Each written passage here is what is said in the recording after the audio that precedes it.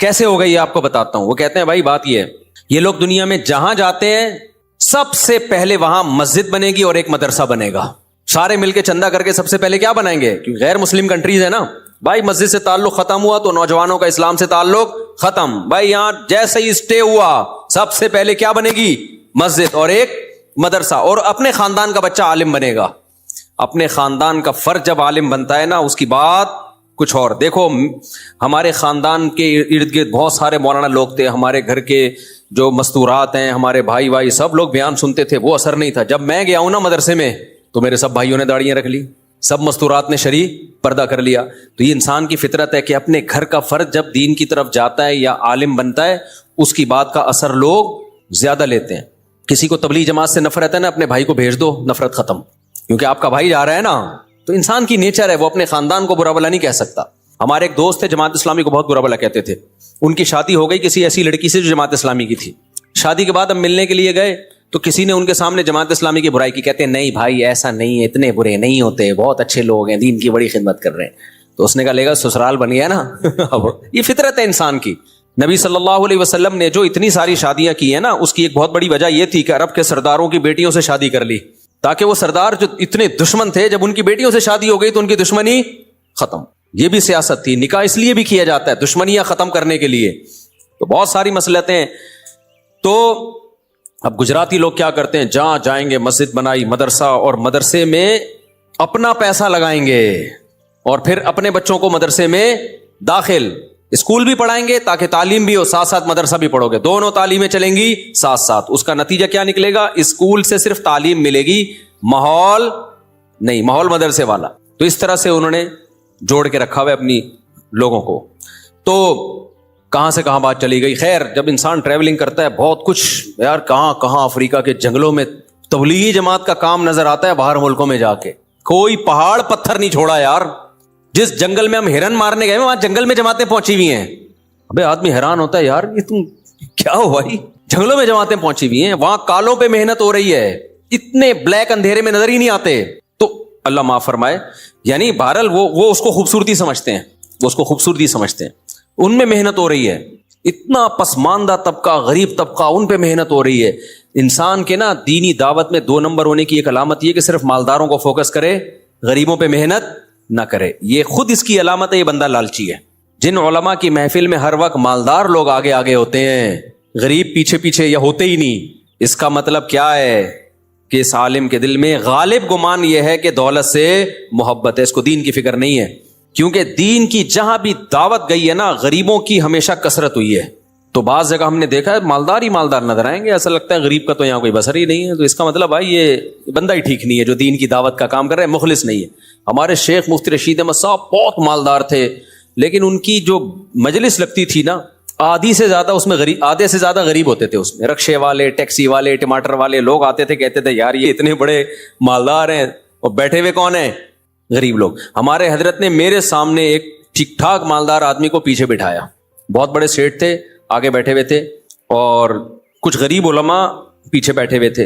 علماء تھے لیکن غریب تھے. انہوں نے فرمایا علماء کی عزت زیادہ ہے اسلام میں, تو آپ تھوڑا سا پیچھے بیٹھ جائیں, ان کو آگے کریں. لیکن وہ بھی نیک آدمی تھا, اٹھ کے پیچھے چلا گیا آرام سے. تو انہوں نے فرمایا جب اصلاح کے لیے آئے ہو نا تو پھر آپ کی اصلاح یہی ہوگی کہ آپ نے کہاں بیٹھنا ہے, پیچھے بیٹھنا ہے. تو یہ بڑا مشکل ہوتا ہے.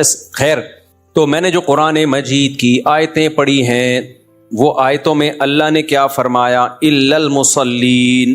اللہ فرماتے ہیں کہ جو لوگ ڈپریشن کا شکار ہو جاتے ہیں, جلد بازی میں فیصلے جلد بازی میں کرتے ہیں, ان میں تدبر نہیں ہے, غور و فکر نہیں ہے, تو لیکن کچھ علامتیں اپنے اندر پیدا کر لو تو تمہارے اندر سے جلد بازی, جس جلد بازی کے نتیجے میں ڈپریشن ہوتی ہے, خودکشی کے خیالات آتے ہیں, یعنی زندگی سکون کی گزرے گی تمہاری.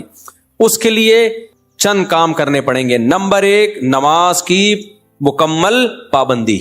آپ یقین کر لو جتنا ڈپریشن سے نماز بچاتی ہے نا کوئی چیز نہیں بچاتی.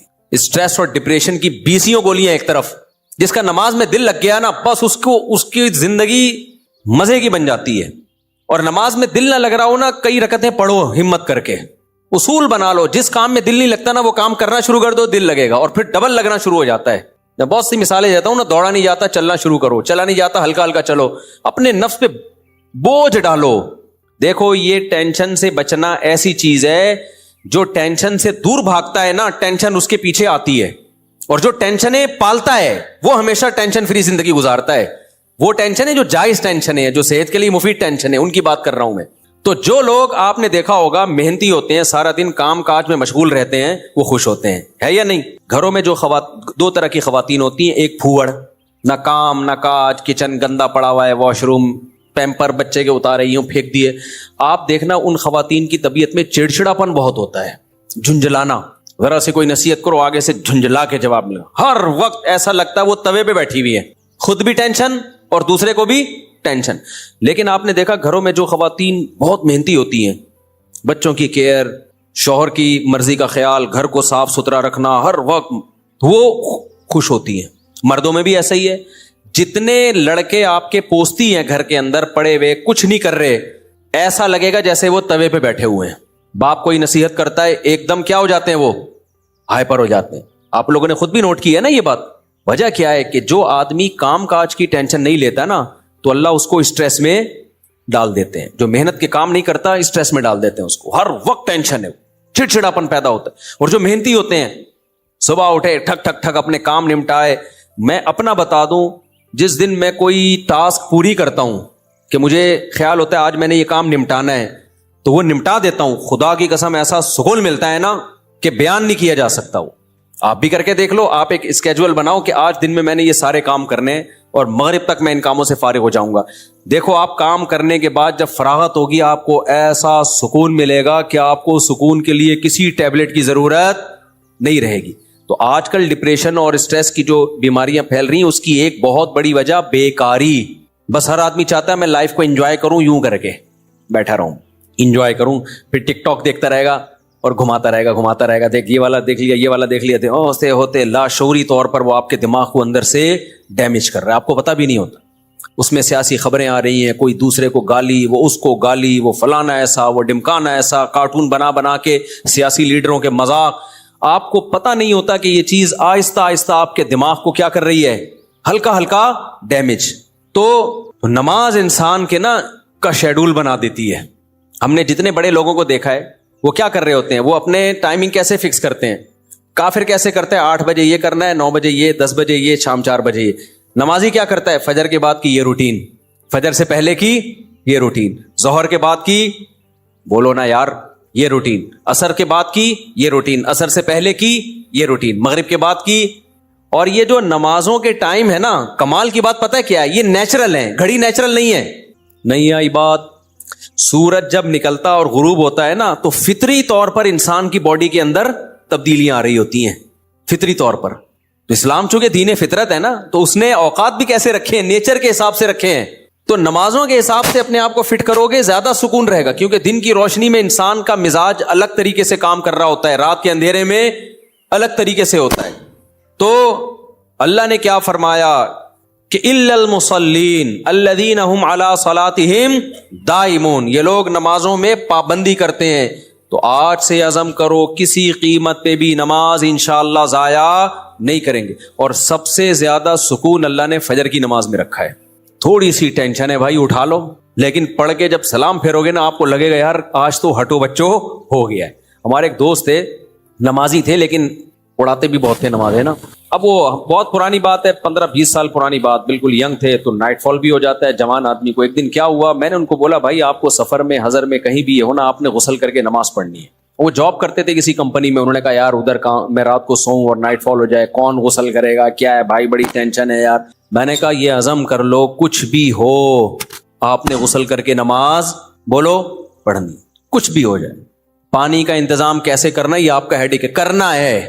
تو اللہ انہیں جزائے خیر دے, انہوں نے ہماری وصیت پر عمل کیا. ایک دن پھر انہوں نے بتایا کہ سردیاں تھیں, غسل فرض ہو گیا, صبح پریشان ہوں, کہاں سے پانی لے کر آیا, کہیں جنگل منگل میں ہو گیا, کوئی پروجیکٹ ہوتا ہے نا, پانی لایا اور پھر کس طریقے سے میں نے بڑی ٹینشن میں سردی میں غسل کیا. کہتے ہیں خدا کی قسم اس کے بعد جو نماز پڑھی ہے, ان کے الفاظ ہیں, اتنا لطف اور اتنا مزہ آیا کہ اب میں آگے کہہ رہا ہوں ہٹو بچو ہو گیا. یہ ہٹو بچو ان کے نہیں تھے, یہ میرے الفاظ.